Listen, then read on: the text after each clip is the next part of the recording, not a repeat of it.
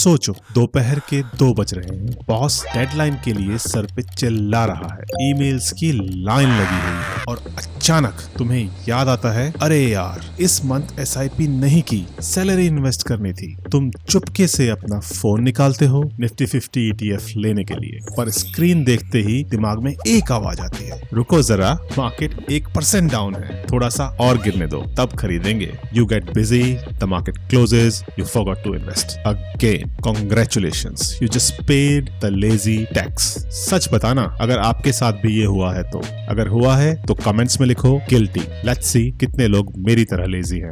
हम सबको लगता है कि पैसिव इन्वेस्टिंग का मतलब है बस ETF खरीद लो, क्योंकि ETF का एक्सपेंस रेशियो कम है। हमें लगता है हम स्मार्ट इन्वेस्टर्स हैं, but let me tell you the truth, if you have a job, a life and mental peace, तो ETF शायद सबसे बेकार तरीका है वेल्थ बनाने का। आज मैं आपको बताऊंगा द लेजी इन्वेस्टर्स लैडर के बारे में। मैं आज प्रूफ के साथ समझाऊंगा कि सिर्फ 0.15% की फीस बचाने का फैसला कैसे आपको अनजाने में करोड़ों के नुकसान की ओर धकेल सकता है। और वीडियो के एंड में मैं आपको दूंगा एक अकेली स्ट्रेटेजी जो एक बिजी इंडियन प्रोफेशनल को चाहिए फाइनेंशियल फ्रीडम के लिए। और अगर आप वीडियो को एंड तक देखोगे तो मैं आपको एक ऐसा कैलकुलेशन दिखाऊंगा कि कैसे सिर्फ एक बार इन्वेस्टमेंट डेट मिस कर देने से 20 साल की इन्वेस्टमेंट जर्नी में आपका कितना बड़ा नुकसान होगा। एंड मार्क माय वर्ड्स, वो नंबर आपके होश उड़ा देगा। लेकिन पहले let's start with the darling of the finance world, ETFs, exchange traded funds।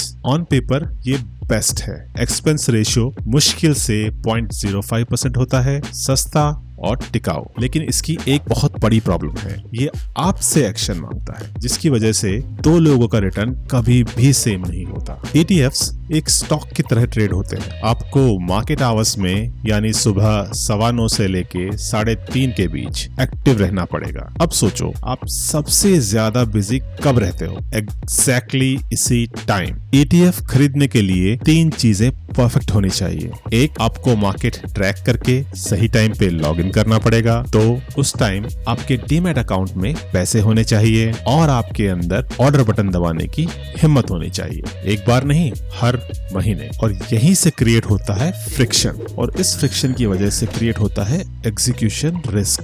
महीने में अगर सिर्फ एक SIP मिस हो गई क्योंकि आप मीटिंग में बिजी थे, उसी से कंपाउंडिंग की चेन टूट जाती है। और सच बोलूं, ये तो आपकी सबसे बड़ी प्रॉब्लम है भी नहीं। The biggest problem is the bid ask spread, जो आपके सामने होकर भी आपसे छुपी रहती है। सोचो, आप सब्जी मंडी गए, आलू का भाव है 20 रुपए किलो, पर दुकानदार आपसे कहता है, सर अगर अभी चाहिए तो मैं 21 रुपए लूंगा। That extra 1 rupee is the spread. जब आप ETF को मार्केट प्राइस पर बाय करते हो तो अक्सर आप उसकी एक्चुअल वैल्यू यानी NAV से थोड़ा सा ज्यादा पे करते हो, और जब आप मार्केट रेट पे सेल करते हो तो आपको मार्केट रेट से थोड़ा सा कम प्राइस मिलता है। और 10 से 20 सालों में ये छोटा सा लीकेज और ब्रोकरेज चार्जेस आपके उस लो एक्सपेंस रेशियो के फायदे को खा जाते हैं। उसके ऊपर साइकोलॉजी का खेल, क्योंकि आप प्राइस को हर सेकंड बढ़ते हुए देख सकते हो, आप मार्केट को टाइम करने की कोशिश करते हो।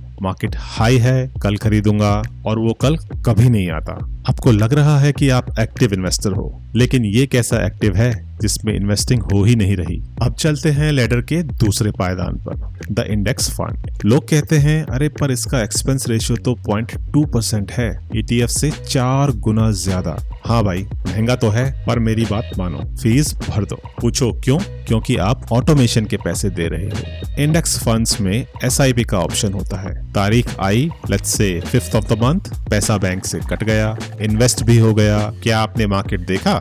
नहीं। क्या आपने चेक किया कि निफ्टी अप है या डाउन? नहीं। क्या आपने संकोच किया? बिल्कुल नहीं।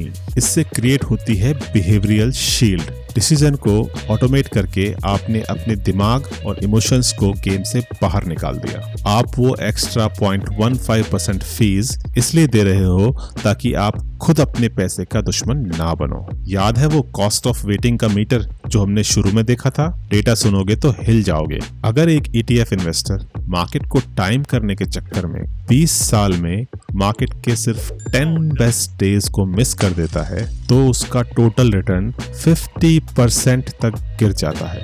50%। बस 10 दिन मिस करने की कीमत आधी दौलत है। पर इंडेक्स फंड एसआईपी वाला बंदा कभी एक दिन भी मिस नहीं करता, वो पूरा प्रॉफिट कैप्चर करता है। और एक बात, इंडेक्स फंड्स एनएवी पर ट्रेड करते हैं। मार्केट्स बंद होने के बाद जो फाइनल प्राइस है वही मिलेगा। No bid ask spread, no liquidity issues, no drama. सीधी बात, नो बकवास। नहीं मानते? चलो निफ्टी 20 के चार्ट पे प्रूव करता हूँ। 18 मई 2009, देखो इस गैप को। मार्केट खुला ही सीधा 7.5% ऊपर और उसके बाद 6.5% और ऊपर गया। आपके अंदर 14% मूव वाले दिन बाय करने की हिम्मत है? अब देखो 23 सितंबर 2019, 113 रुपए 55 पैसे पे मार्केट क्लोज हुआ। नेक्स्ट डे 114 रुपए 18 पैसे पे ओपन एंड 119 रुपए 57 पैसे पे क्लोज। अगले दिन फिर से गैप अप ओपन एंड 123 रुपए 1 पैसे पे बंद।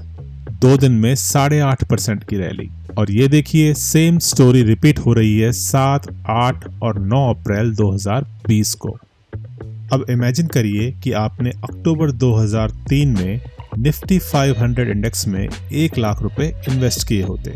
अगर आप मार्केट के सारे अप्स एंड डाउन्स के बावजूद पूरे 20 साल तक इन्वेस्टेड रहते तो आज वो 1 लाख बढ़कर हो जाते 18.6 लाख। लेकिन अगर आपने 20 सालों में सिर्फ 10 बेस्ट दिन मिस कर दिए होते, यानी लगभग 5000 ट्रेडिंग डेज में से सिर्फ 10 दिन, तो आज आपके इन्वेस्टमेंट की वैल्यू होती सिर्फ 9 लाख, यानी सीधा 52% का loss. I rest my case. तो क्या इसका मतलब ETFs बेकार है? बिल्कुल नहीं।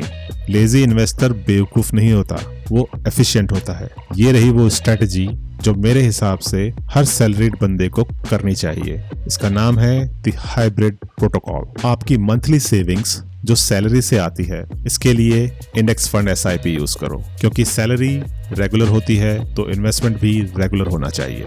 डेट फिक्स करो और भूल जाओ। इसे EMI की तरह ट्रीट करो। मान लो कि ये पैसा आपका है ही नहीं। अब कभी कभी आपको बोनस मिलता है, टैक्स रिफंड आता है या अचानक मार्केट 10% गिर जाता है।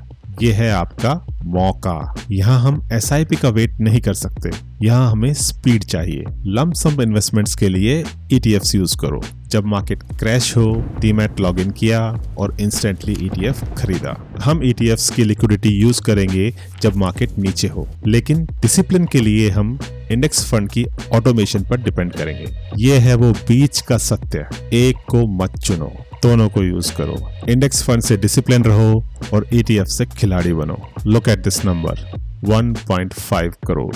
यही फर्क है एक डिसिप्लिन इन्वेस्टर में जिसने अपना पैसा ऑटोमेट किया और एक कोट अनकोट स्मार्ट इन्वेस्टर जो बस सही टाइम का वेट करते रह गया। इन्वेस्टिंग IQ का गेम नहीं है, ये एक बिहेवियर का खेल है। ETF तब काम करता है जब आप हर चीज परफेक्ट करें। इंडेक्स फंड तब काम करता है जब आप बिजी हो, टायर्ड हो या बस लाइफ जी रहे हो। लेजी इन्वेस्टर को कन्वीनियंस के साथ में रिस्क मैनेजमेंट भी चाहिए। अगर आप अब भी सिर्फ ETF में SIP करना चाहते हो तो इस वीडियो को देखो, जहां मैंने बताया है कि कैसे आप अपना प्रॉफिट मैक्सिमाइज कर सकते हो। और अगर इस वीडियो ने आपके दिमाग की बत्ती जलाई हो तो जरा ये सब्सक्राइब का बटन दबा दो यार। मिलते हैं नेक्स्ट वीडियो में। जय हिंद, जय भारत।